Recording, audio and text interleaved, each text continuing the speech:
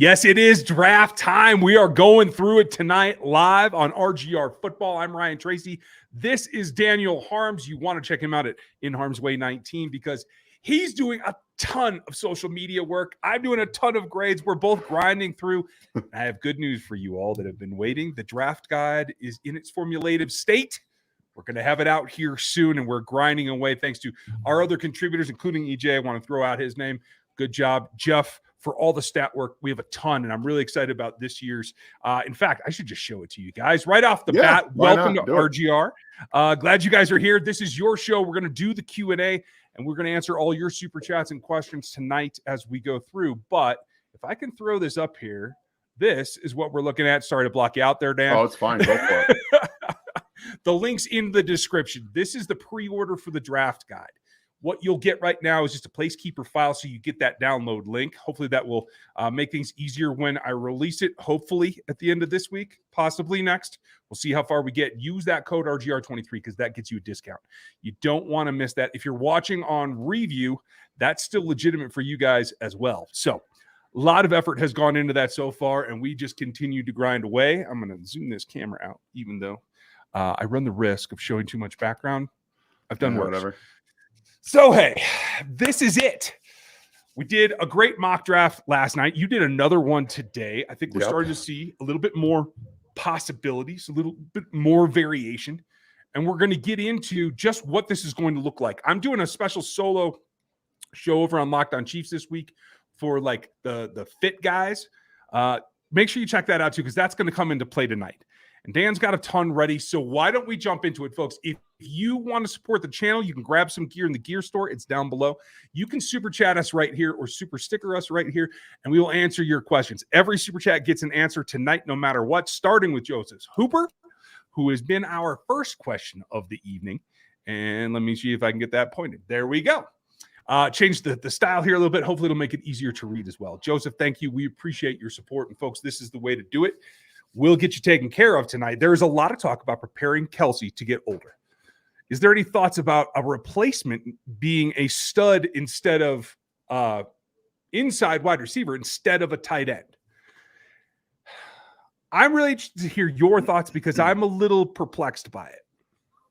Yeah, so I'm gonna also, I'm gonna flip right off of Joseph's for a second here because Mike asked another tight end question. We're just gonna kind of lump these together and talk about, because Juju was very good at that as well, finding the inside and finding those spots that Travis Kelce does. So this kind of meshes together really well. I believe that Sky Moore is a receiver that's going to be able to do a lot of those things in the middle of the field. That's where he's best. Short, intermediate parts of the field. That's where he's going to be best. He's not a deep threat. He's not a deep threat. He's not going to go down the field and be a stretcher. He's going to be a short to intermediate, find those soft spots, and get yak afterwards. I believe that's why Juju Smith-Schuster was no longer on the roster. He is going to step into that role, and he's going to be there next year with Kadarius Toney being your Z and playing all over the place. So I think that while there is the need to look at players that can now do what Travis Kelce did, you're trying to also find players that have that upside at tight end or wide receiver. It doesn't have to be either or. You don't have to say you have to be a tight end. You don't have to be just a wide receiver. It's whoever is going to offer that to you, because the Chiefs have done such a good job of manipulating this offense. It was Travis Kelce and Tyreek Hill and just launching bombs down the field. Now we've seen them fully go 180, and now they're dink and dunking down the field with checkdowns and hitting over the middle. So I don't think you necessarily have to. I do think in the next year or two, finding the quote-unquote heir apparent to Travis Kelce eventually, I think he's going to play 4 more productive years, and then we might see a fall-off. But I don't know. Who knows what happens? He's getting older. It's not easy to predict how much time Travis Kelce will play. I believe he has that fire, and he still has that competitive nature, so he's going to want to try to play as long as he can. I think he's really got his eye on stats. I really do. So I think that's going to play a major role. So both of these options make sense. Wide receiver, I believe that Sky Moore is that guy going forward. I think he's going to be that short to intermediate, get open kind of guy. But I think that if someone falls in the draft, they can do that too. That's what this is all about, is finding ways to continuously bring in guys, whether it's tight end, whether it's wide receiver, that can do all of the things that the Chiefs want them to do, especially with the way the defenses are playing them. I will tell you this, in 6 years from now, when Travis Kelce is retired, or 7 years from now, Andy Reid's still going to want a tight end. Will he go back to like the big slot? That's certainly possible. He had Jason Avant for a number of years, loved using him. I could see that as well. But let's be real. This is the Mahomes era, not the Travis Kelce era. No offense, Trav. Yeah. That's the truth. And so it's going to be weapons at every single position, no matter what. They're not going to slack off and say, we don't need a tight end. We're going to go with what we got. You still need somebody that can execute the offense and really exploit what the defense gives you. So I do think there will be an idea of not just getting a replacement stud receiver, but also getting somebody that you feel can step into the pass catching role at the tight end spot. Absolutely. And we addressed that last night in our live mock that you guys helped us make. Dan, did you address that in yours today? A tight end? Yeah. Yeah, I took Josh Weil out of Cincinnati. Okay. Or Wiley. I can't remember how you pronounce it exactly. Close enough. I ain't too worried. Either or. I don't want to be rude to these guys. We're gonna have to say every single one of their names come draft night. So I want to try to get used to it now, so I'm not fumbling over them when we're on the live streams. Yeah, it's gonna be entertaining. I will tell you that. If we get these credentials, then we'll be doing live streams from somewhere a little more official. Yeah. Okay. Assuming we got to get waiting first. patiently. Yeah, right. Waiting patiently. Otherwise, there'll be some dark basement studio in Kansas City or something. We'll find whatever. We'll figure it out. Luis, try the NFL mock draft database simulator. I have not. Have you? I haven't. I did last year. The mock draftable stuff. It's fine. I don't know where they get their information from though. At least PFF is they've been around a while. We know that their ranks might not be perfect. Like today, my mock draft, I got a D- for selecting Darnell Wright in the first round. So that tells me we all know that that's not real. That's not really what's going to happen. You're not going to get a D- for selecting Darnell Wright in the first round. You're not going to. So I don't know necessarily how their grades are done or how they evaluate players or where they rank them. So it's hard for me to use it since I don't really trust what the information is. At least with PFF, it's consistent. I get you there. It does look better than it did last year to me. I have not used it yet. I kind of forgot it was there because it didn't like last year's. So, Luis, thanks for reminding us, and I'll try to experiment with that here going forward as well. Yeah, we can use it. Yeah, hey, it can't hurt, right? No offense. I'm used to having 3-4 different variations from different sites. Quite honestly, everybody shit the bed this week. Sorry, folks. I know it's Monday. I hope your kids aren't with you. Been a long weekend for me. So anyway, not everything's working the way that it should. And that's honestly why we've been sticking with PFF, because it is working the best of them so far. So we will get to that. But thanks for bringing that up, Luis. Sugary, thank you. Feels like Veach has at least one pick that is made to replace a starter after a year. Yeah, he tries to think a year ahead. Is there a likely candidate on this roster? And you're choosing, are you choosing from Bolton? Because he is coming up, right? I think it's Willie and L'Jarius next year are the two big ones. Yeah, Willie's first. So, I mean, could you look at it? Yes. Are there some athletic linebackers in this class? Yes, you could certainly go there. I just don't know that there's value there, especially when we're talking about two of the big four. The Chiefs still have, in my opinion, holes. I'm still concerned about edge, and I'm still concerned about offensive tackle. So you got to take care of those first. As far as I'm concerned. I think Sugary's just talking about, is there a place on the roster you think could fit this when they took Bolton and Hitchens was still on the roster, when they took Cook, when Thornhill was still on the roster? I think that's more of the question that's being geared towards. Gotcha. Okay, so we're not talking specifically about linebacker, although it could be. No. Honestly, that could be the case for corner. That's what they did last year. If they really feel that L'Jarius is like outgrowing their allocated salary room, that could be a problem. I'm disappointed because I thought we'd see an extension from him or Chris or both by now. So, yeah, those are two spots too. Those are two spots. Like if they don't extend these guys, I mean, Gervin Dexter, maybe welcome to Kansas City as your Chris Jones replacement, or quote unquote replacement. You're not going to replace Chris Jones, guys. You're just not going to. You're not going to replace the top defense tackle in the NFL in one draft season. So I don't see how that's going to happen personally, but you never know. Agreed. I mean, Chris, obviously we know is UFA. I'm going to go down the list here real quick. Allegretti will be one again. Turk will be one again. Winchester will be. Then you get into the draft picks. In Willie, we know about Derek Nott is on a 1 year. He's going to keep doing that.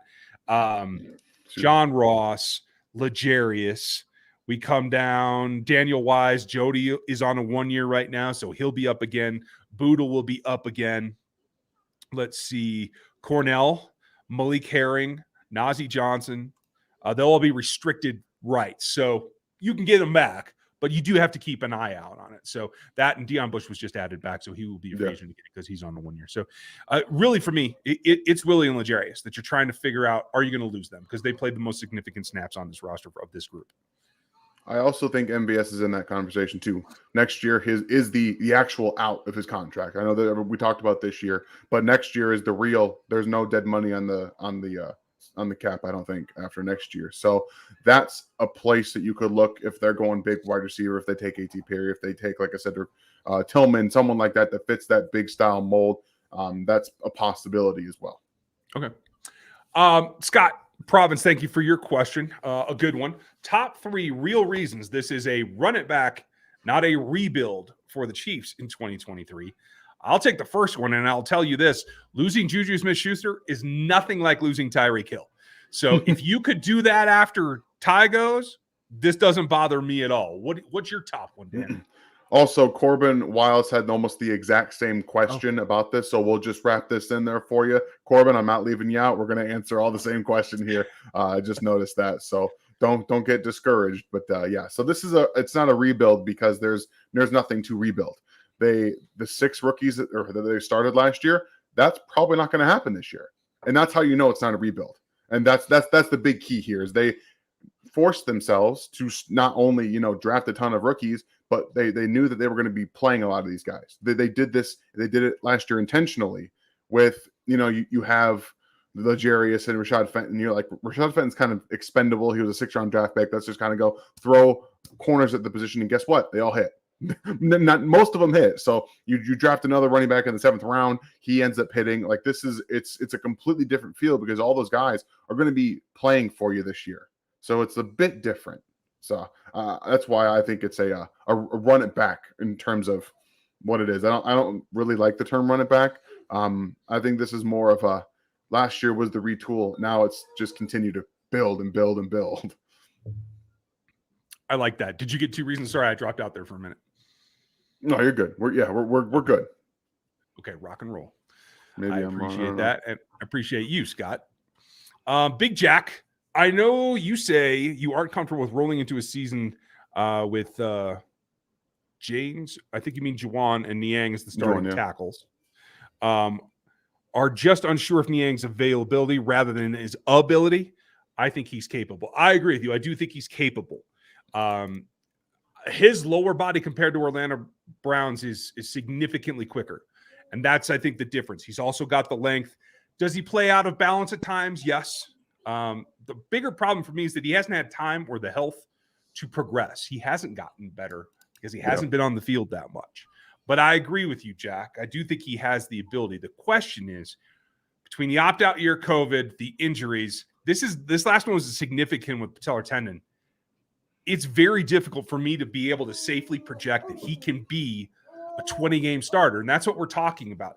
12 games doesn't get it done. That still leaves significant holes, maybe holes in playoff games. That's a problem. And that is, I think, where I'm at. Do you have something else that affects your evaluation? No. And I understand that, Jeff Schwartz has been talking on Twitter about how it doesn't make any sense for the Chiefs to draft a tackle in the 1st round. But it does.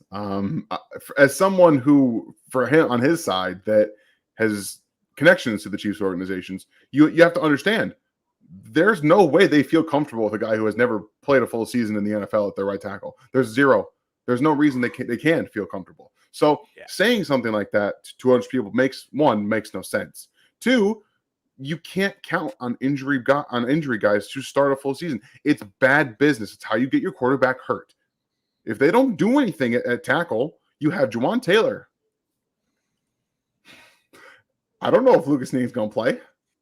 You don't. I don't. Darian Kennard can't play tackle, y'all. He can't. He can't do it. I know a lot of people want to. I'll tell you that. He might. Maybe. I know that he's working with Duke Manyweather. I know he is. Maybe they can figure it out. And maybe we'll see him at right tackle in in the preseason area, so we can get an actual evaluation to see how his footwork is. But prior to this, right now, I have zero information to go on that says he can play tackle in the NFL. None. Okay, zero. That's it. That's all you got. You got to address it. I want to say I have more than that, but yeah, I'd be lying. Me too. Everybody give Stevie a shout out. Stevie of the crew is back. Hope you're hanging out. Stevie doing well. Nice to see. I think FLTV was in here before too. I saw the bot get triggered, so I appreciate that. And here's the thing. It's not the only one. When we are cautious about our prognostications, you'll see other channels all over this platform of YouTube and podcasting that love Justin Ross and think he's the next thing, right? It's not that I don't think he can be, it's that I need to see it. Yeah. He's a car with that's in the shop, man. I can't put down brand new car money for a used car that's broke. So I need to prove that it's been fixed and it's running tip top before I'm ready to say that he can be a guy that contributes to this roster. Same thing for Niang. And that's why the caution here is go draft more wide receivers and go draft at least a tackle. I like getting a couple of them here. That's what I've been doing lately in some of my mocks. But I think at some point, Dan, we should do separate ones and compare them. Yeah. See what our opportunities come back. I think that would be fun. Sugary, hope you're doing well. Do you think that Andrew Voorhees might be a viable draft and stash candidate on day 3? Absolutely. I do as well. I almost wonder if he's going to make it to day 3. Yeah, that's the thing is that he's going to be a good player. So teams are going to look on like round 3. They're going to be like, maybe if we think we're like a year out, we're going to take this guy now. And we're going to stash him on IR this year. Honestly, watch the comp pick teams because they're going to be like, ooh. The 49ers right now, 49ers right now are going to I'm going to call this right now. The San Francisco 49ers are going to draft this guy and stash him on their IR until 2024. Mark this down. Write it down. If you got a piece of paper, when they do it, you can say Dan was right. Write this down. I got George straight in my head now. Sorry. Yeah, there you go. I'm gonna run a little simulation over here. Yeah. But Sugary, I'm glad you identified him. Now tearing an ACL at his size at this point in the process nearly means that you're stashed for the year. But guys recover from ACLs faster, so I could also see him being drafted by somebody and actually get on to the field, at least onto the practice field before the year's over, and maybe get back and give you another idea. That may have a factor in who selects him where as well. So just keep that in mind. Ruthless, what do you got? Would you trade for Hunter, the DE, Donnell? Yeah, Donnell. I think the Vikings might look at a sell rebuild. Did they bring him back? I thought he was a FA. He's still, he's in Minnesota. I think he signed his extension last year. Okay, gotcha. Cool. So. All right. Yeah, I mean, trade for him? I'll trade you Clyde for him. Exactly. Like they're gonna want a first-round pick. He was productive last year. They're gonna want a first-round pick. You're gonna have to give up 31 for him, probably a little bit more. Yeah, which is crazy at his age. Could I do a third? Sure. Could I do a second? I probably would pass even on a second myself. So I'm going to do a quick simulation here and see where Voorhees goes, because I'm interested to see what the machines think. Patrick, good to see you. Welcome back. Could Mingo be a DK type receiver in the NFL? You've done way more film on receivers than me, but I don't have any. That's a big no. It's a big no. And that's not because I don't like Mingo. It's because DK is a special vertical threat. Physically, size, frame, competitive nature at the catch point, and he has legitimate 4.3 speed down the field. He has that. Mingo, he's a big body. I don't think he's near that kind of player at the catch point. He's a good player at the catch point. Don't get me wrong. I think he's better utilized as a deep threat, but also as a yak player. He's a much more gifted athlete side to side with his short area quickness, his bend, and his hip fluidity is all better than DK Metcalf's, and it'd be wasted on a DK Metcalf role. Gotcha. Okay. Hey, rock and roll. Dylan, how much of an impact, if at all, do future draft classes have on the way GMs assess their current draft? They definitely have. In fact, I know of at least one particular player the Chiefs are very big on in the 24 class. And it does affect how they go about moving around here. I've What? I've You been just dropping asked, bombs on the channel? I've been asked very specifically by my source to not put it out there. So, Okay. but it is a blip on the radar. They are thinking. They have obviously, depending on the scout, on the area scout in particular, some guys are better at identifying freshmen, sophomores, at what their potential is than others. Every scout has it differently, right? But in particular, there is a guy that's been identified by the team that they really are interested in a year from now. I think that's important, and I do think, depending on what happens in this draft, that it's a possibility. I don't think you put anything on hold for that, but I do feel that it has to be part of the equation. And that's just for the Chiefs. Now, I know that there are other teams that plan 2-3 years out. Generally, they don't see the forest for the trees, but there's also teams that like, oh, I'll worry about next year. I got to get X, Y, and Z right now. So it is a bit of everything, Dylan. Great question. Yannick Ngakoue is still a free agent. Does he fit the scheme, and could he be productive? He's still relatively young compared to the other free agents. That's true. He's never been able to stick in any one scheme, though, and that's what I think the concern is. Yeah, and we're trying to figure out right now if Joe Cullen's going to have more impact on the defensive line roster, how they're going to be used, how they're going to be drafted. If he was getting a little bit more wiggle, I think Ngakoue might be a Chief already. I'll be honest, because he's not a power player. He is more of a speed guy off the edge, and that's really what I think Joe Cullen emphasizes a little bit more. You want that speed to power, but still more predominant speed off the edge for his defenses, the way he runs things, the way he did things in Jacksonville. So I think that at least we might have heard rumblings that that he maybe had come in for a visit, or they were interested in him. But we know that the Chiefs do a good job of keeping these under wraps. Like we don't know what they're going to do in the draft. And there's a reason that they've done so well in keeping their first round interests on the down low, because they're really good at it, and they don't let people with information get out. It just doesn't work that way. So I think if their interest in kind of disguising what they wanted to do in the draft with giving Joe Cullen more input, it would be saved for the draft and not in free agency, because that would tip your hand for what you think that they're going to start doing in the draft. And what plays into that is why everyone's yelling at me for mocking Nolan Smith to the Chiefs, because they haven't given anything away with their decisions. Omenihu can play in at 3-tech.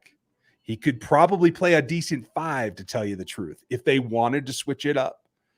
But that's the reason I don't discount the 3-4 outside linebackers in this process, folks, because we don't know what they're going to do. Every time, in fact, all the way back to Travis Kelce's first extension, every time I say I know what's about to happen, Brett Veach says, "Shut up, Ryan. You're dumb." And so I don't say things like that no more. Eat it, Ryan. Right? Eat it. Pound sand, dummy.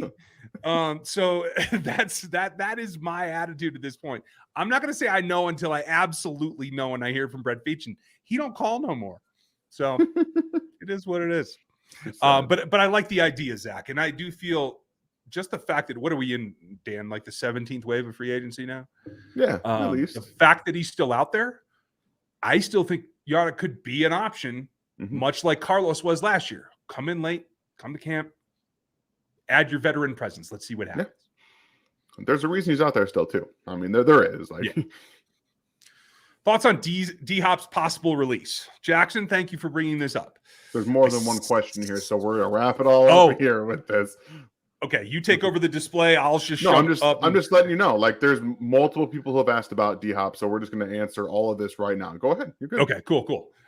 My take is this, and it's the same that I said, I don't know, 6 weeks ago when he first came up. As a free agent, sure, I'll have him in. I'll take him to Jack Stack. I'll do whatever I got to do to say, listen, I'll give you $6 million base, and you can earn the rest. Show me you can stay healthy. Show me you can contribute. Show me you can connect with Pat. I'm happy to pay you incentive-based, just like I just paid Juju. Juju ended up making more payout from the incentives than from his base. I'm totally for that. It was the trade problem and the existing contract that I had an issue with. And so my thought is, Jackson, is I hope they do it. And I think the Chiefs run out and go talk to him right away. The question is, Who else talks to him? Are the Eagles still looking to add wide receiver talent? Like he's at the end of his career. Let's be real. He can see it from here. He wants to win. So it's the Niners, it's the Eagles, it's Chiefs, Bills. Maybe.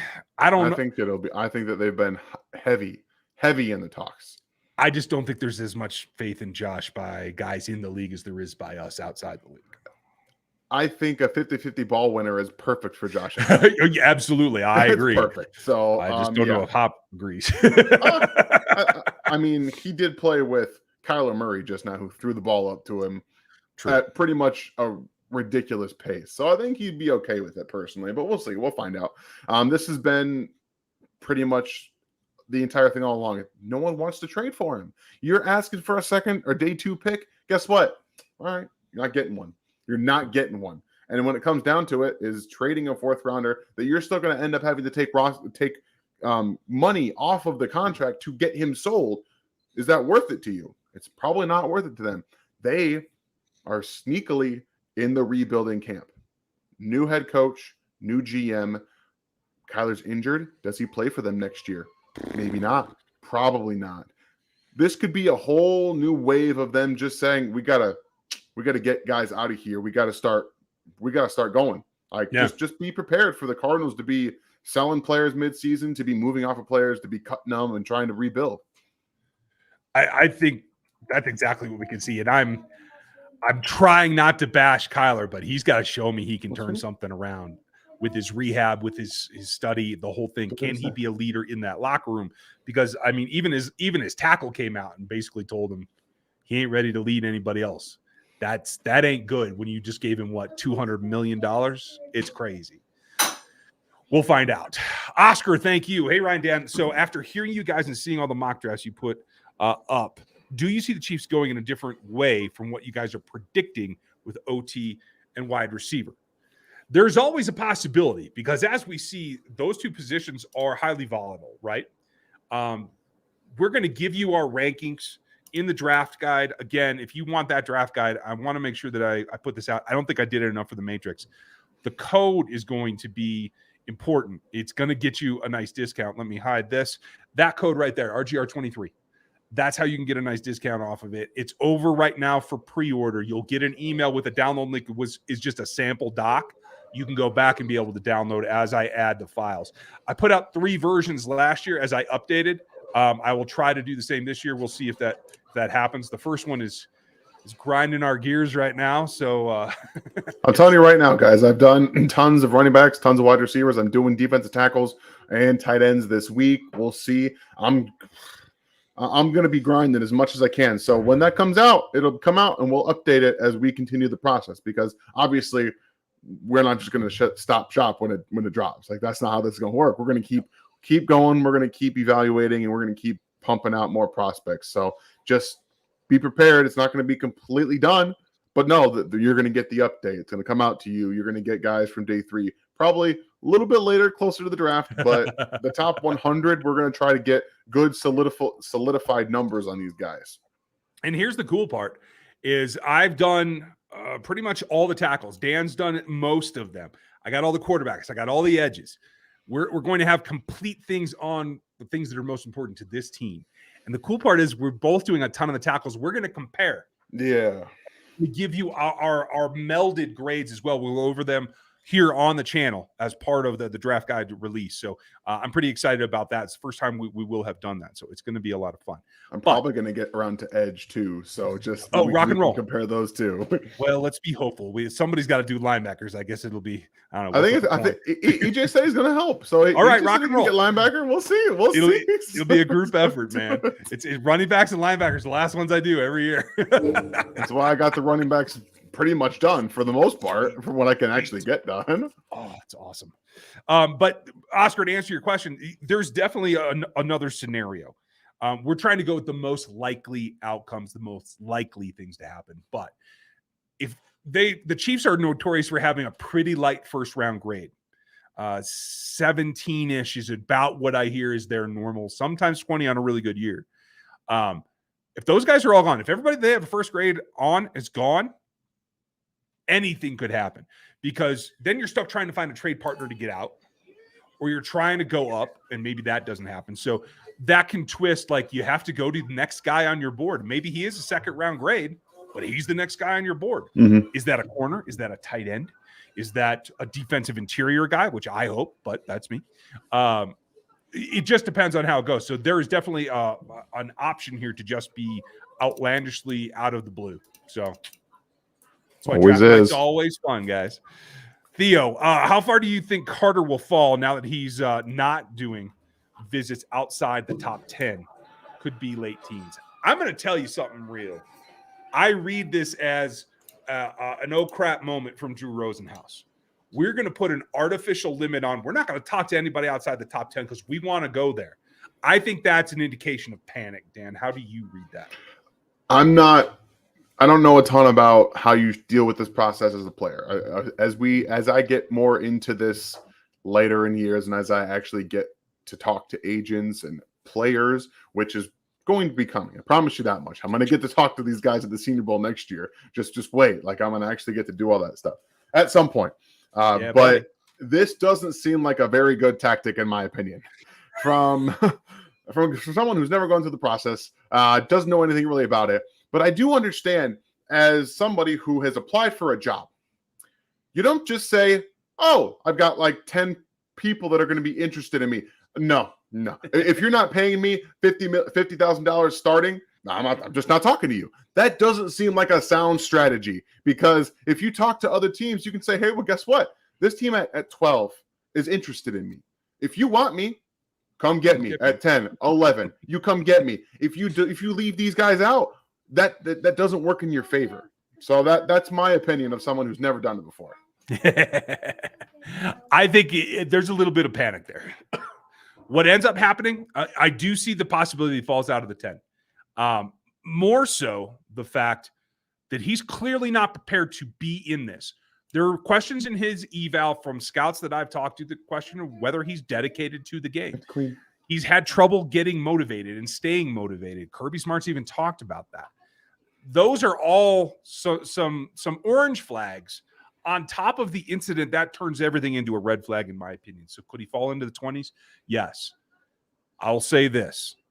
He gets to 19, Chiefs will be screaming to go up and grab him, just like they did McDuffie last year, because that's exactly the way they want to work it. If they get a guy whose talent is so off the board at the selection he's getting taken in, they want in on it. Yeah, and they think their culture can heal some of the mental problems, like some of the mental stuff. They truly believe that. That's why they take on guys like Tyreek Hill and, to an extent, Travis Kelce earlier. They believe that their culture and the way Andy Reid discovers this, very good, sweet, that they can figure this out and they can put these guys on the right path to succeed and get them fully invested in football. So if it comes down to talent versus maybe some immaturity coming out of college, they're going to take the talent at 10 times out of 10. Yes. They're going to bank on what they can do inside the building, and I don't blame them. They've proven that they're good at it. Let's see.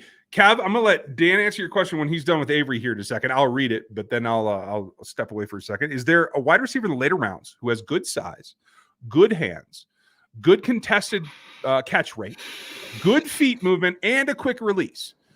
Basically is a well-rounded plus receiver. Oh, interesting. Potentially be a pretty good receiver. Who in the late rounds? I know where you're going. I'm going to go check this simulation. Ryan knows exactly where I'm going because we both feel the same way about this player. Now, I can't speak to the contested rate at his last school. I do know that the school previously that I watched in 2022 season, he was pretty good. He was pretty good. Mitchell Tinsley is probably going to be a mid-day 3 pick, 5th, 6th round. He's got size. He has good hands. He is much quicker from a release standpoint and a route standpoint and a yak standpoint, very crucial, than anyone gives him credit for. Anybody. He ran a 4.5 at his pro day. It's a good number for him. He's big. He's 220 pounds, and that's the guy you're looking for, Kev, right there. That's the guy.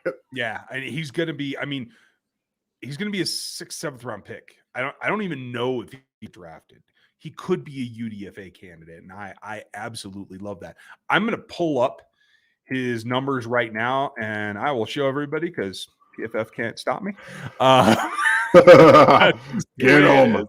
Right? But I want to start here with this because the previous question, Andrew Voorhees, you see that he's got a good grade. He played much like Jordan Addison, who I just finished his tape last night. Played better in 21 than in 22. I have some theories about Jordan Addison. We'll cover that on another show because I am reassured after what I watched. But he's a guy that comes out with a good pass grade. He's physical enough, I think, to get things done in the Chiefs scheme in particular. And one of the things that I do watch is you can relate to how many zone versus man reps everybody gets by tracking the running backs, even though the star of the show is here now. So I'm going to pause so we can see her as she's ready for a close-up. No, she's out of here. Nope, she's not. She's not interested, y'all. Rock and roll. Okay. So this is where Andrew Voorhees went in this simulation. I just let it run behind the scenes. Came down at 125. That is squarely in the 4th round, right? If I'm counting correctly. I think he has a possibility to sneak up there, and somebody might take him, like I said, in that like 97 to 108 range. Absolutely. I'm with you. And hey, if it's the Chiefs, I'm not going to argue. I mean, someone's got to fill in for Tooney when he gets to be old and expensive. Right? Someone's 87 years old. Yeah, I hear you. He will get there. But so Mitchell Tinsley, I'm going to go back because I want to pull that up. Because people, you remember how high I was on Jarrett Stearns, right? Dan still thinks I'm crazy. So does the league. I couldn't care less. I still like the guy. But as you watch his film, and as I watched last year, the guy that stood out next to him was Tinsley. And in that offense, he was able to take advantage of what it does. It was a spread offense. It was a quick throwing quarterback. I do think that Bailey Zappi still has a nice future in this league. But it wasn't something that it was a lot of contested catches thrown. I think he was only thrown in 22. He got 16 opportunities. He came down with 10 of them. See, and there's another one. That's a good contested catch rate. Yeah, well over 50. Oh, wait, I got to pull this tab into this window so that I can display it. Hold on. And then I will show everyone. Bada, boom. Okay. So let me blow that up a little bit. So you see here, it comes down to in 21, he was more of a 50-50, but he got a lot more opportunities. Yeah. And so I think that shows you of what he's able to do. I'm not necessarily looking for that because the thing is he's great to stretch in the field as well. And I think at Penn State, he learned to come and be in the intermediate era, the overs, the digs, the things that I wanted to see him evolve in that spread just doesn't utilize very much. That's where I think he kind of took a step forward. So there's your guy late. Did you take him today in your mock? My very last pick in the 7th round, I did. Damn straight, I did. Ian, hope you're well. Ian's one of the old dogs around here. Nice to see you. Can you compare and contrast DeJuan Jones and Orlando Brown? What does Jones do better than Brown and vice versa? I can give you a couple. Are you comfortable with Jones? Jones is fine. I think that his superior length allows him to do some things that Orlando Brown just couldn't do. But other than that, take it away. The big thing for me is DeJuan Jones's left hip is better. It's stronger and it's more easily open. So when he does get countered inside, he's able to open up and take that inside stab and kind of ride the guy into the interior, and he doesn't get blown past. Spin moves also, he has that wide wingspan. He uses it better than Orlando does. Orlando uses strength. When he gets spun on inside or if he gets a hard cut across his face, he's gonna ride him down, but he uses his length to do that. Whereas DeJuan, he kind of reaches out almost and then brings his second hand with him. He's better unilaterally than having to have two on, and I like that about him. But the problem is, if you can duck under him, that's a possibility on a speed rush on the outside. If you set him up too much, he will lean just like Orlando. And then you have to be a little bit more dynamic in your pad level, but you can get in underneath him on the inside as well. It's the same type thing.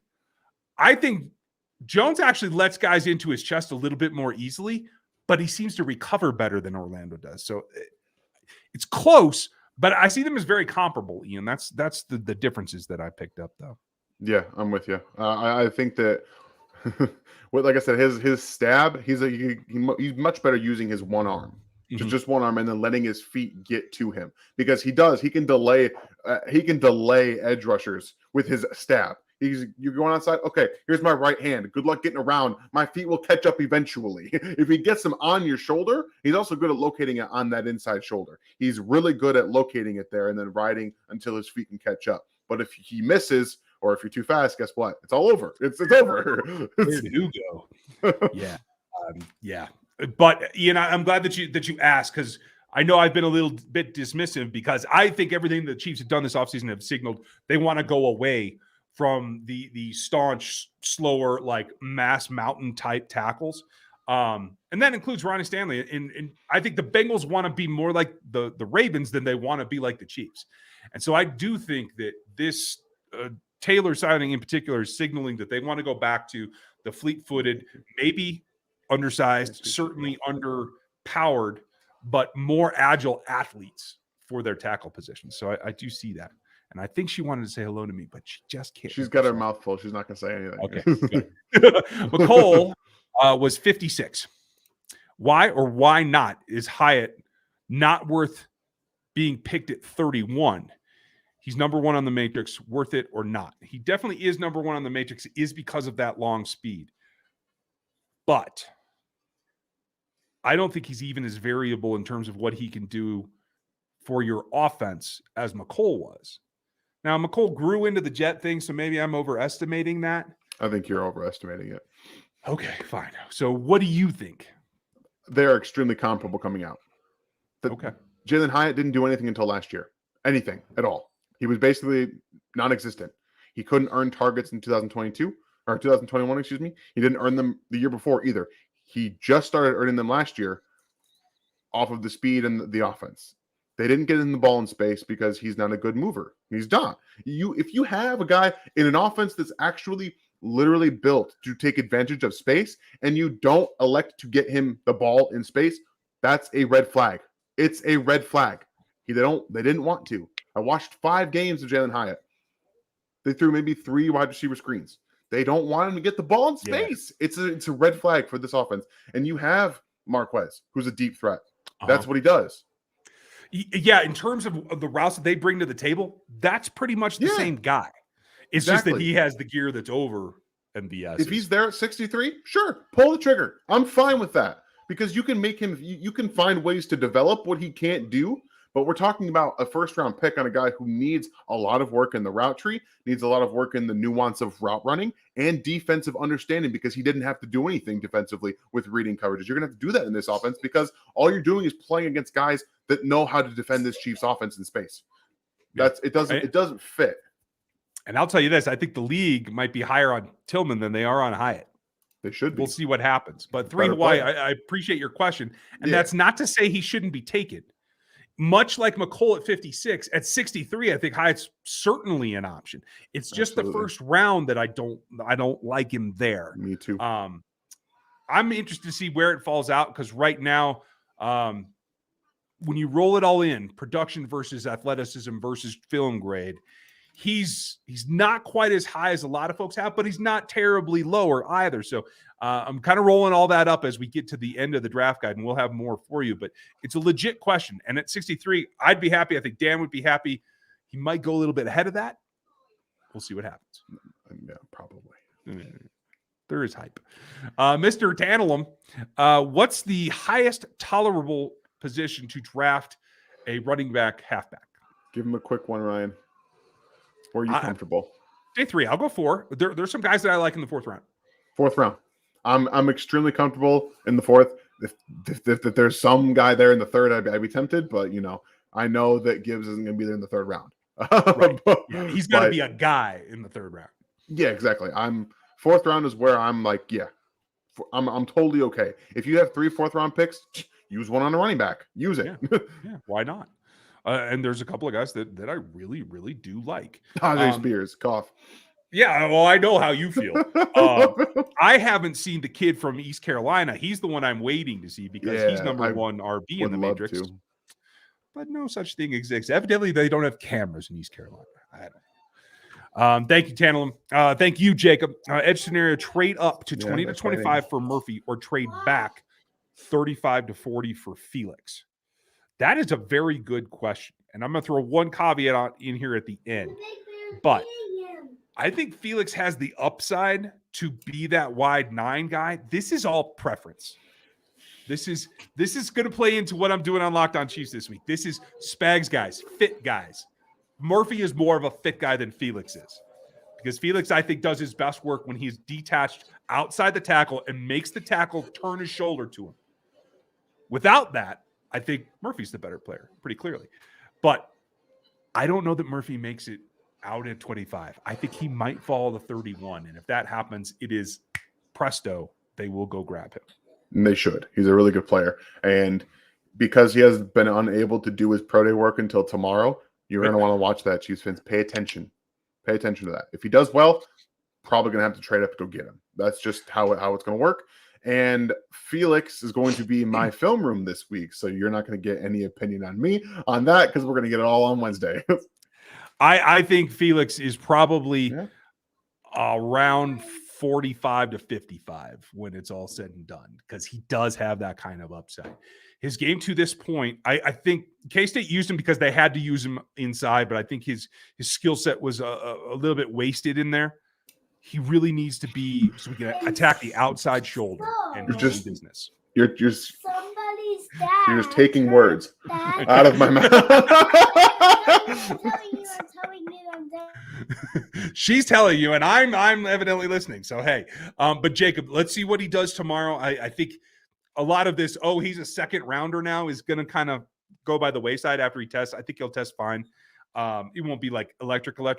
I finally got a little Syracuse view. I won't say it was actually film, because it wasn't, but he attacked Bergeron really well, and Bergeron's a really fleet-footed tackle. And it might be the most pop on the first step that I've seen Myles Murphy, and not many people have seen it because the film is kind of lost in La La Land. So I think there's something working there for the Chiefs, but I'll bet you they have him high on their radar. Mr. Stan, how are you, buddy? I appreciate that. And you're in the UK, so you're up late. Nice. I really get to watch live, but I can catch up next day. If you had to put money on it, who do the Chiefs take with their first pick in the draft? Just one guy that you think is the best bet. Oh, good Lord, man. Like, I guess we're just going to have to say that they stay at 31. Because I can't put where they would trade up, how far, who it would be. I'll say Anton Harrison. And that's because I think Darnell's going higher. I really do. And I think that they would have to trade up to get him. But I do think it's going to be a tackle. The value is probably going to be at tackle. So if it's right, if it's Harrison, I think they're going to take one of those guys if they stay at 31. Yeah, I'm with you. My secondary would be one of those edges. So, I mean, nothing you guys haven't heard all offseason. Yeah, right. Like a weird thing. I know they had Quentin Johnson in for a visit. We still have Quentin Johnson very high on our list. I'm starting to wonder if the league disagrees with us, and he may fall a lot farther than any of us expect. I mean, I'll give you guys a little preview. Like I have a early second round grade on Quentin Johnston. I don't have a first round grade on him. I don't. And that's because of TCU. You can blame TCU. I don't. The drops, fine. You can be a first round pick with struggling with drops and tracking the football. You can. But TCU did not showcase enough of a route tree to say he can do all this stuff. There's no way. So I got no idea. I have no idea. And his testing did not give me a lot of confidence that he could do what he did at TCU in the NFL. Yeah. So there's that to think about too. I don't want to think about that though, Dan. Yeah, well, that's not what I want to think about. But it very much caught me off guard for a player that seems to be in the media, us included, a top 10 pick-ish. For the Chiefs to be meeting with him, that tells me one of two things. Either they think that he's a second-round grade as well, which at 31 would be their selection, or they feel he's going to fall, and he could be another McDuffie candidate. And McDuffie is the poster child for what they want to do. Hang. You see your target, you go get it when it hits your threshold. Maybe that's 20, maybe that's 19, maybe it's 23. Who knows? But I do think that that's kind of the tack they want to make. Thanks, Stan. Julian, welcome back. Hope you're doing well, buddy. Thoughts on having drafted Myles Murphy and trading for Chase Young as edges? How much improvement would these two make to the defense? I think they would definitely make an improvement, but it's not going to put honest. I think either of them is that explosive. And I think Chase Young, let's be real, if Washington were to trade him away, it means he's not as explosive as he was, and his injury is more significant than anybody knows. So I am waiting for the day that we get the power and the explosion and the bend out of a player like Derek or Von Miller. That's what I'm waiting for. But you see just how generational those guys are because they don't come along. I think this would make the Chiefs better. I don't think it would waste Karlaftis either, but I can see more likely that it's Karlaftis and Murphy than it is Young and Murphy. Yeah, I don't disagree. Okay. I talked a lot for that too. Sorry. You also like cut out halfway, or my internet cut out halfway, so I lost like half the conversation. Everybody knows what I was saying anyway. What's your take on Robinson though? Because you're the wide receiver guy. That's a big no for me. That's a big no. So the Rams didn't do enough to change your mind? If anything, it made my mind up. I was like, maybe if Sean McVay can get something out of him, he's got something. He's got nothing left. There's nothing there. Oh, well, I want to say thank you to everybody in the UK, but thank you for that previous question. I'm sorry I clicked off of it so quick. But yeah, I'm with you on Robinson as well. Ian, time to see how good you guys are predicting. Oh, this is where it goes to hell. As of now, what player do you think will be their first round pick? If so, can you speak it into existence? Okay, so we got this one already. My bad. On those same lines. No, that's fine. Hey, this is me too. Who do you like between the edges, Foskey, Murphy, or McDonald? I mean, Murphy's my highest rated out of those guys. I like him the best. I think Foskey is the most diverse and possibly the highest upside of the three in terms of what he can do for all two phases of the game. Possibly, again, that's a projection. If he hits his highest ceiling, if all hit their three highest, I think Foskey has the highest ceiling. I don't think he ever gets there personally, but yeah, I think McDonald has a higher ceiling than he does. I just don't know if he can play the run in the NFL. I don't. I know Foskey can at least do it. Yeah, I don't know if McDonald can. And here's the thing: Murph and Foskey are both Spags guys. Yeah, they're both power-based players. Foskey just, I mean, he's Notre Dame's leading sack producer of all time. But they never let him just go get the quarterback. He always had other responsibilities. You can see him get to the point where he's beating a tackle, and yet he's still playing contained because they just never let him loose. So I do think he has upside. McDonald, I think, is a guy that I personally feel he has a good 15 pounds he can put on, and I think he will be better against the run. And he has twitch that Foskey just doesn't have. And Murph only shows... No, for sure. You're not wrong about that. I think he's more of a Hassan Reddick type player. And I don't think he's going to put weight on in the NFL because I think it will limit his short area and his burst. And he doesn't want to do that. And teams shouldn't want to. They should take him and make him a 3-4 outside linebacker and let him go, or just be a wide 9 defensive end. That's what his role should be. Yeah, I love that. You got to have those guys. Like, make them work. Thank you, Julian. Good to see you. Steve, thank you. And folks, you can see these little symbols, the little S-looking thing. That means you're a member of the channel. If you want to get the inside stuff, get in the Discord, hang out with Stevie because he's in there all the time. You can get in there. Join at the rookie level and above. You get the extra like rants and videos that we do. I know I owe you guys one because I've been so behind on doing evals, but I do cuss into my microphone from time to time. You can see that behind the scenes if you're a member. We are also allowed to sprinkle them in now. So every once in a while, you're going to get some. I know. I already did it once today. I think that's my quota. You did. You did. Well, you went big. I said damn. So, I mean, I toned it down a little bit. I didn't drop an F-bomb, did I? No. Okay. I am a son of a sailor, so you never know. It's the one just before that. Okay. Rock and roll. So you're fine. From your player rankings, what would be good rounds to get quality players in the upcoming draft at our positions of need: OT, edge, wide receiver, and running back? I have identified guys at each of them. Do you have tiers or do you have it down to individuals? I can go rounds. I think I know. Well, the draft will be the all-knowing. I think the tackle value will be in the first round. After that, it really drops off. It just drops off. Yeah. There's not much value after that. For edge, I think it's kind of the same. Second round might be a little more surprised, but I think day 2, round 2 is going to be pretty big for wide receiver. Same with 3. You're going to probably find some guys there too. So day 2 is going to be big for edge and wide receiver. Running back, day 3. Like that's just kind of how it is. You can find round 4, round 5. You're going to find guys to fit there. So based off of my rankings, what I've seen, I think tackle the value will be in the first round. Everywhere else, you can see second, third round for edge and wide receiver, depending on how the first round goes, and then running back on day 3.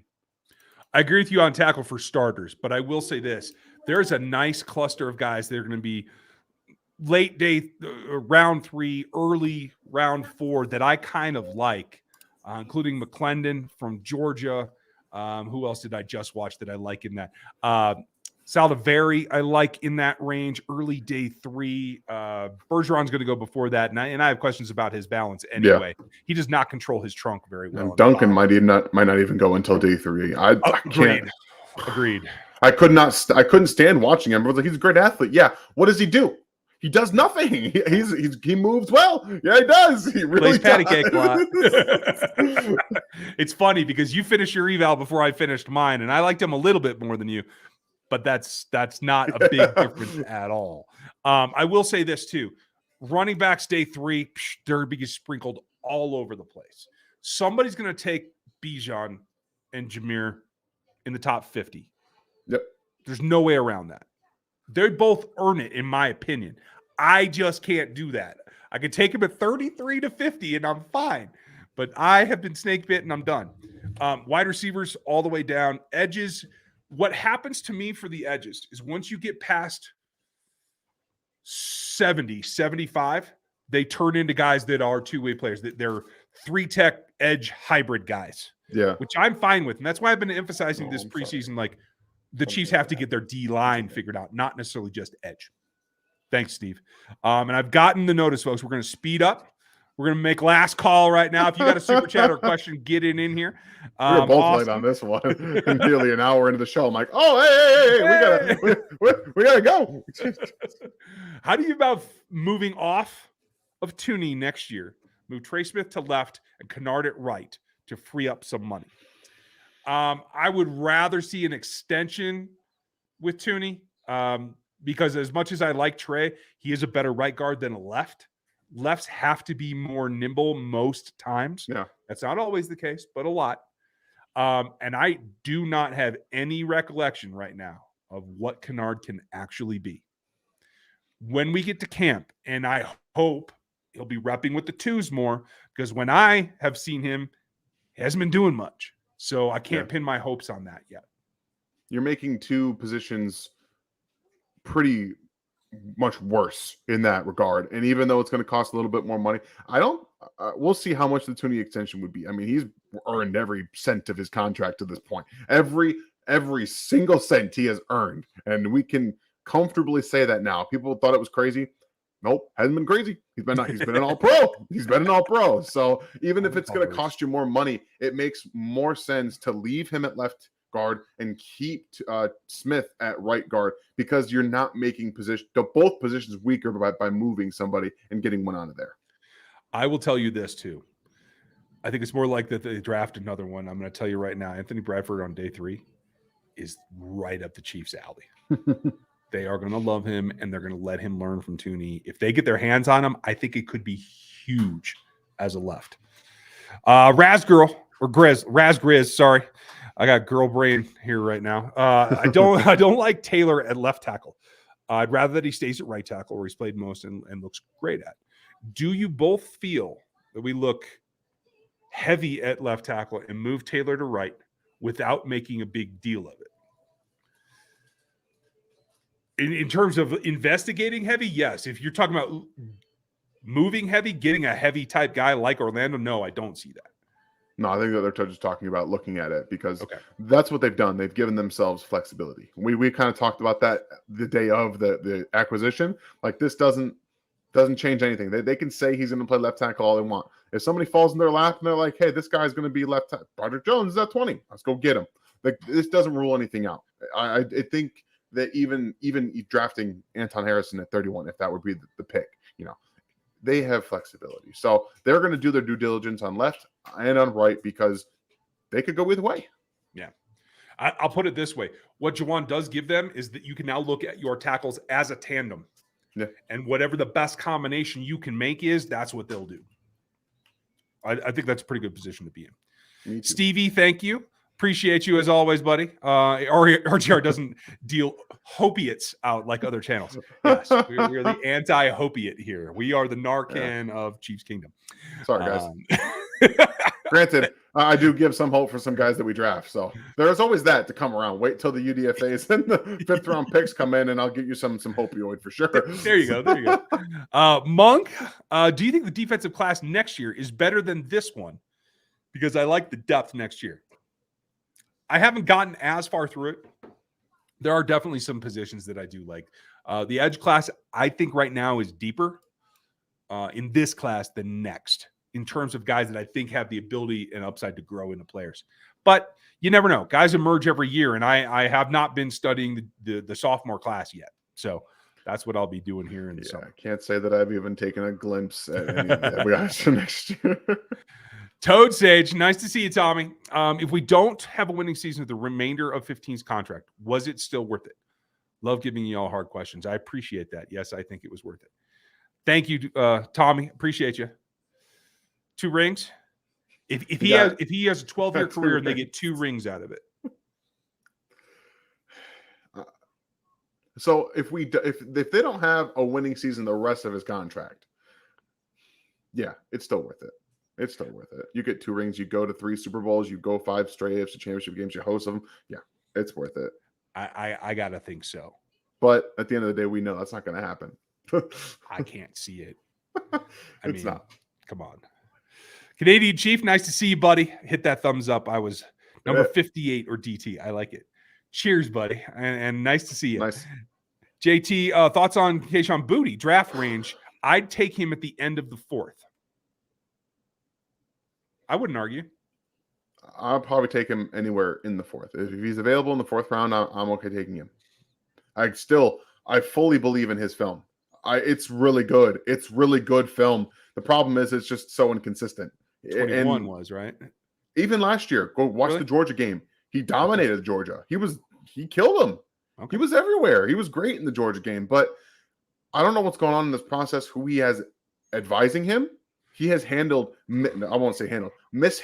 fumbled every single aspect of this portion of the offseason. Ever since the game against Georgia, it's been nothing but bad. So I can't take him before day 3. I can't, especially with his combine performance. It was awful, and he stood on it as pro day. Yeah, it's ridiculous. If you're not going to help yourself, I'm not going to trust you to help me. No, that's what it comes down to. Mark, appreciate you. Do you see the Chiefs drafting multiple wide receivers like they did CBs last year? Not like that.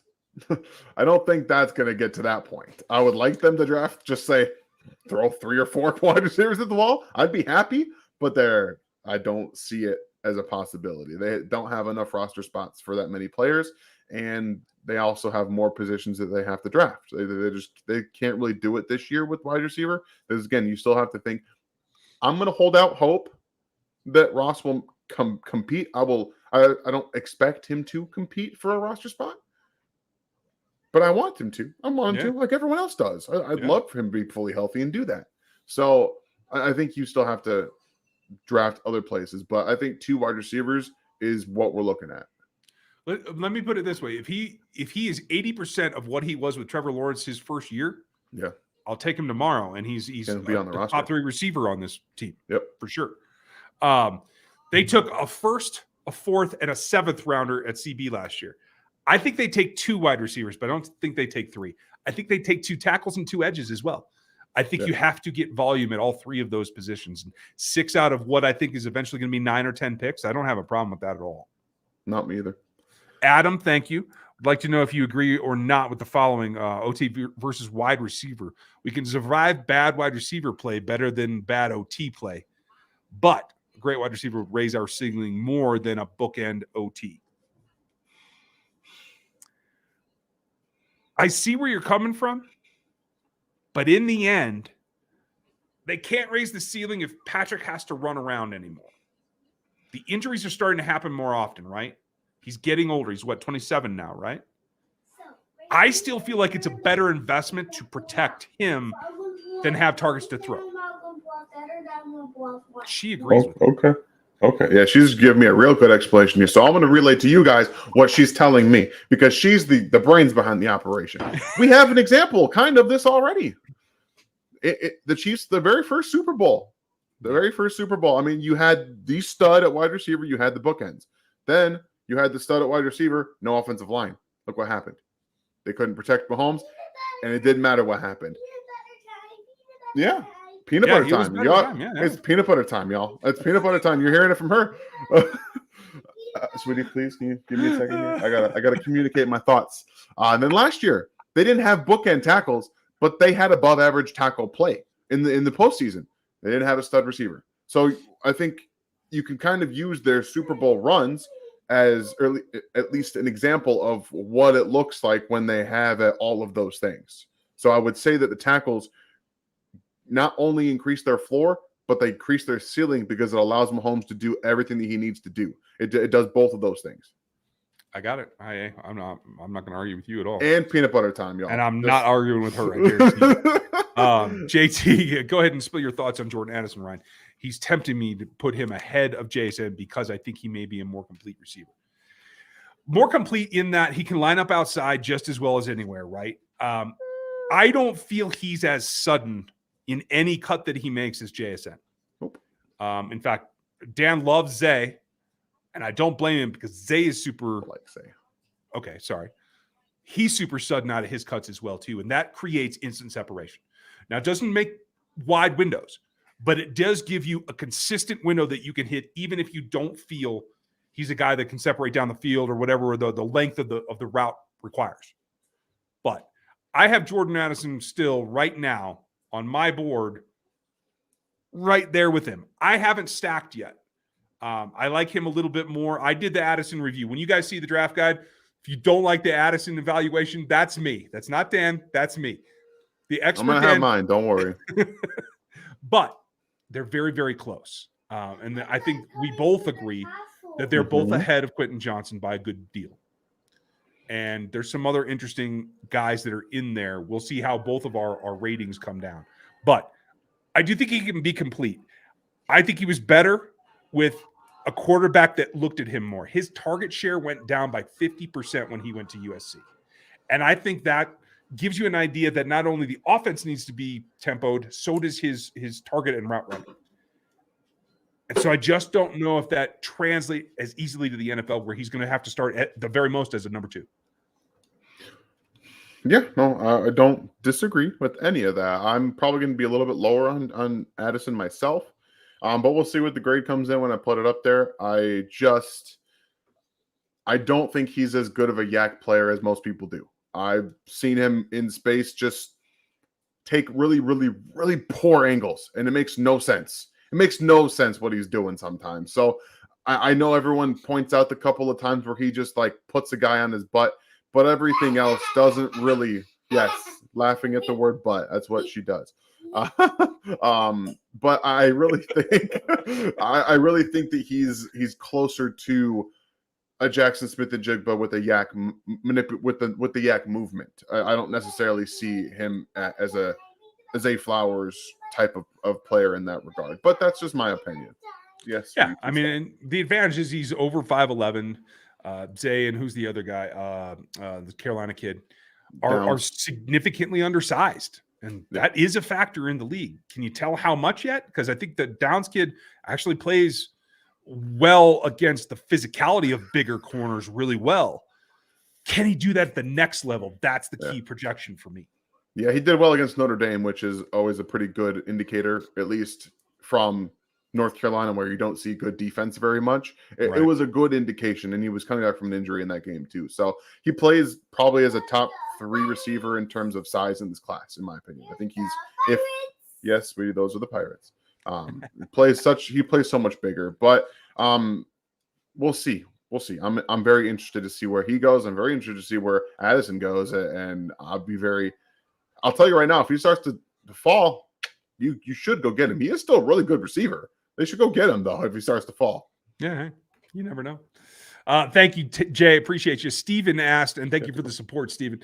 I can see Cam Stevenson if Jones Flowers are not there. Are you tracking that? Cam Stevenson. Not necessarily Cam / Stevenson. Okay, so Cam Jones and Flowers are not there. Is that DeJuan? I'm assuming this is DeJuan Jones and Zay Flowers. That's what I'm thinking. And I don't know what the corner? Maybe that's the only name that I'm coming up with right now. Okay, but I don't know who Stevenson. Okay, Steven, get back to us. Give us full names here real quick before we wrap up. And by the way, Steven, welcome to the membership. Welcome. Cheers for joining. If you would just put in one more comment and elaborate those names just a little bit more, and we will get you an answer. Brian Cook, the sure starter at deep safety, is drafting a safety an option in this draft? If so, then who are you guys high on? I think that this is a scheme that they're going to play more split safeties. I think that's the way they're going. Can he do it? Yes. Can Reed do it? Yes.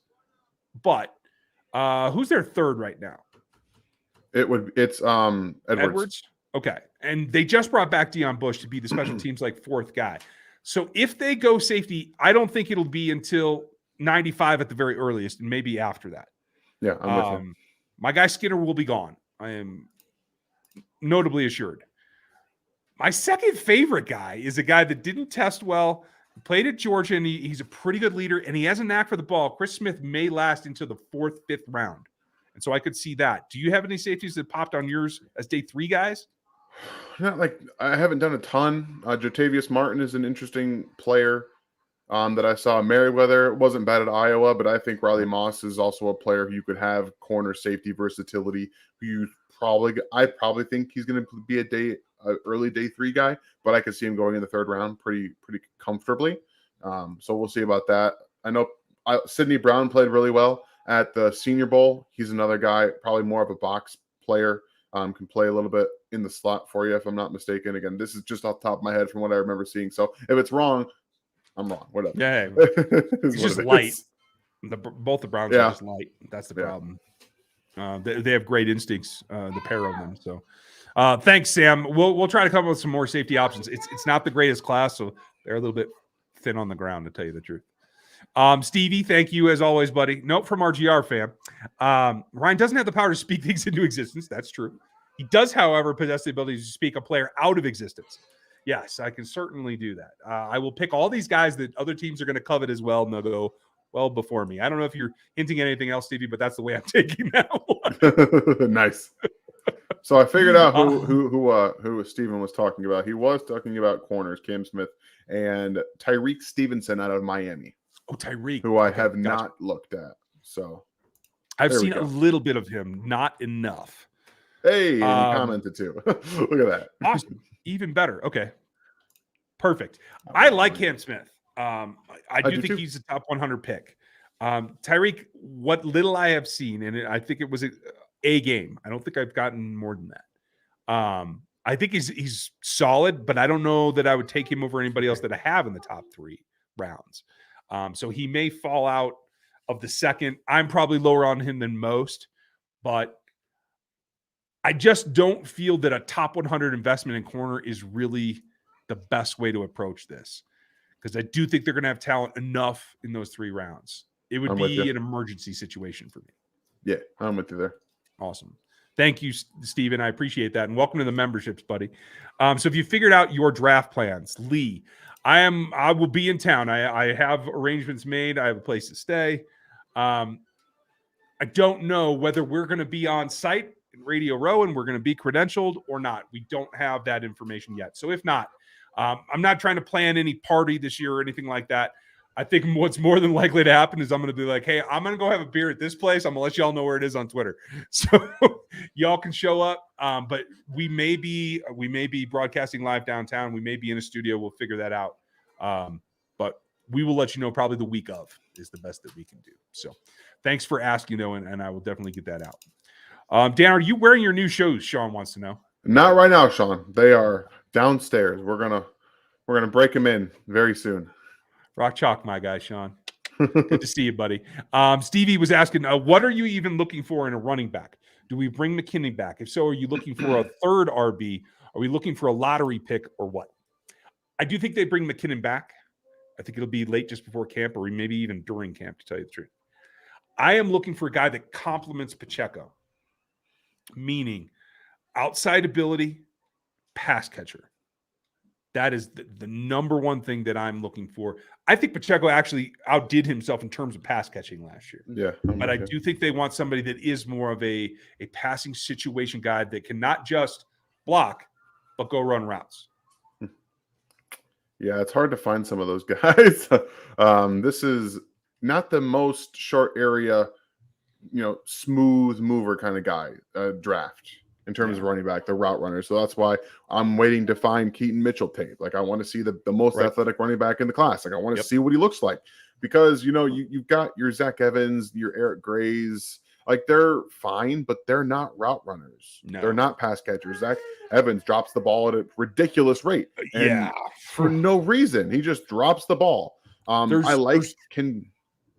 ahead. No, I was gonna say there's 4 guys that stand out to me in this category, but you go ahead. No, I like Kendre Miller a lot. Like he's my RB5 in the class. You guys, if you didn't see it, my top 5 RB list dropped on NFL33.com on Friday. So go check that out. Deuce Vaughn is a good. Would be fun in this offense as a complement to Pacheco, a really good route runner, and apparently 4.45 is not fast, but I tend fast enough for me, bro. Fast enough for me too. It's complimenting. He's a really good decision maker. That's the big thing for me. He's a very good decision maker. He doesn't have to be, Isaiah Pacheco and running dudes over. He's gonna get 5, 6. He's gonna find the hole, and that's fine with me. It's fine. Find the hole. Catch passes. He's not going to be doing anything in the pass protection department at all. But that's what McKinnon's for. Well, he was one of the guys I was going to mention too. Like he is a 7th round UDFA type level guy. Jahmyr Gibbs is the best pass catcher at the running back spot that I've seen in this class. He'll be a top 50 pick.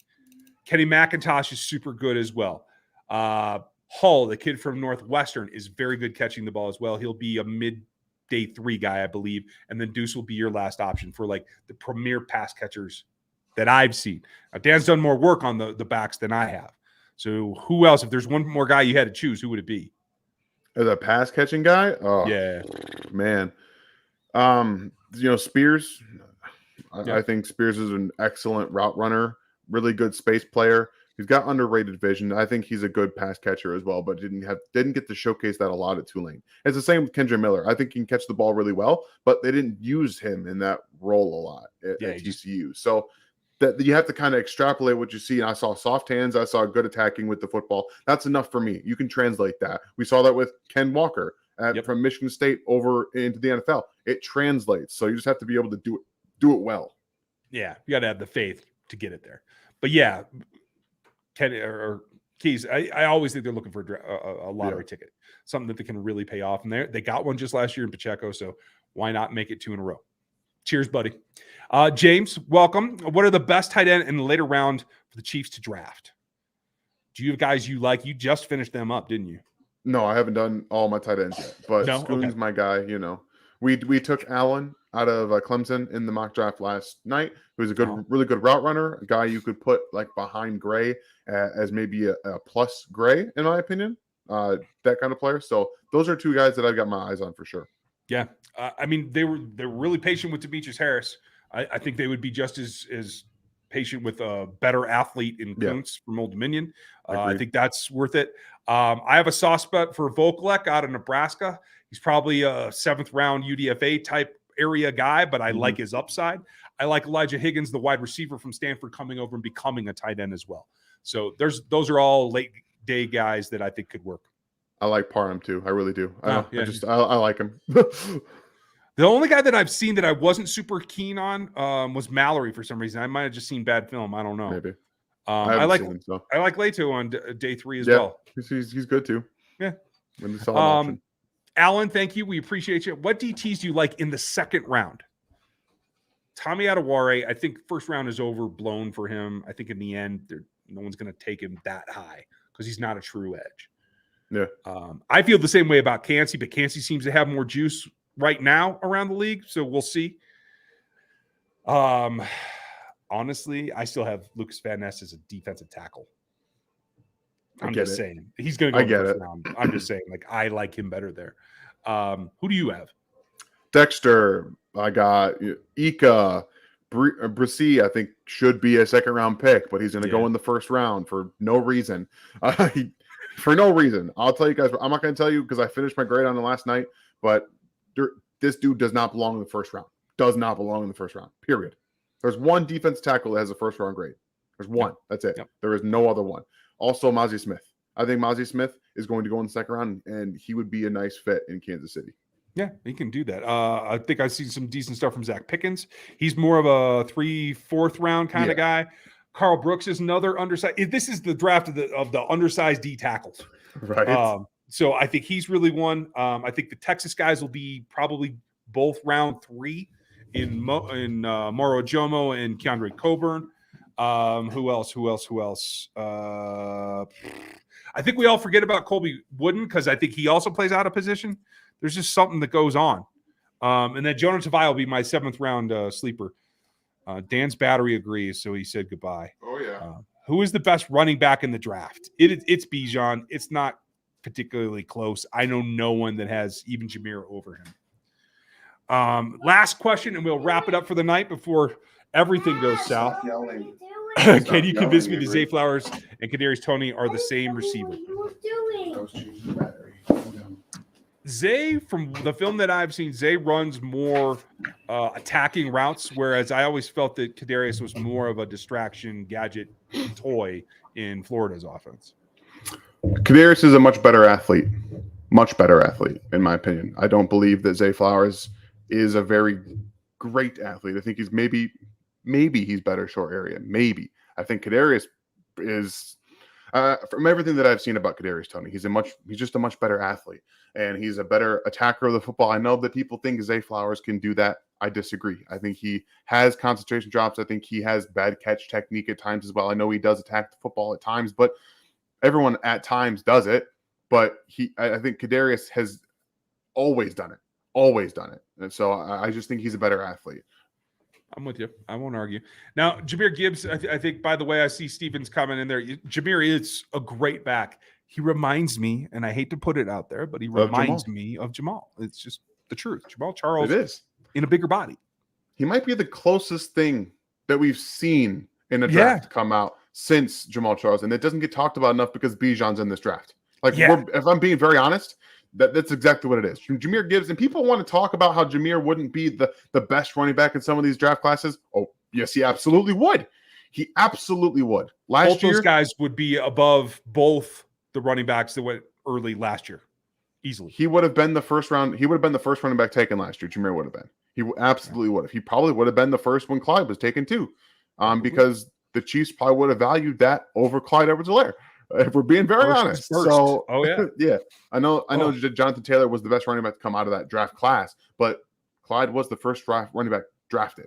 And I think the Chiefs would have valued that speed and that agility and that pass catching from Jahmyr over. So I don't understand any of that nonsense. And he is the closest thing that we've seen, I think, come out since Jamal Charles. So speed round here. We got one more super chat. We're going to get that. Devontae, yes, I can get you a long sleeve version of the In Harm's Way shirt. I will get that up here. It probably won't be till after the draft, but I'll get it figured. Love it. And then info, why did KC not wait for after the draft for Bell and Bush? They want to get everything squared away so they don't have to go do something in the draft. Honestly, there's not enough cash in that. If they chose to cut them, they don't care about a couple 50 or 100 grand in dead cap. So not a big deal. Steven got that one. Dan, who's your favorite O lineman at 31? My favorite would be if Darnell Wright's there. But I think he'll be gone. So I think Anton Harrison is my favorite that I realistically see if they stay at 31. Okay, cool. I won't argue with any of that. I just don't know who's going to fall where. Yeah, I don't either. And our last one in the night. Thank you guys for being here. Alan Diaz, trade up for Miles. We talked about this a little bit earlier. He is a Spags guy. He definitely is. Yeah. And I would think. I have a feeling he might fall to the Chiefs at 31. But yeah, if he got to 25, we'll see. Yeah, I could see this going. Pro Day is tomorrow's gonna be a big one for him. It is. Who else is going? Is KJ running again? I don't know if he's running again. I haven't seen. Okay. I just know that this is special for. I know Alabama has a second one too, but like this is big for. It's big for Miles. It's mostly for Miles. Yeah. So guys, pay attention to that. We'll have the breakdown as well. Thank you for your time tonight. Make sure you like, sub, and hit the bell here on this particular channel. And yes, Steven, if Nolan falls to like 25, I'm screaming up there to get him. I don't care. He's a 3-4 LB. I will make it work. But thank you guys for today. We have Seth coming up tomorrow, Gary coming up tomorrow. We'll have film on Wednesday. We'll have Seth again, Chief in the North, the actual show on Thursday. And I'll try to put something out for you on Friday. I'm going to be gone out of town this weekend. So Dan will have next Sunday night's live mock. Come help him. Thank you for your time. Please. Thank you for your support. And have a good week. We'll see you tomorrow.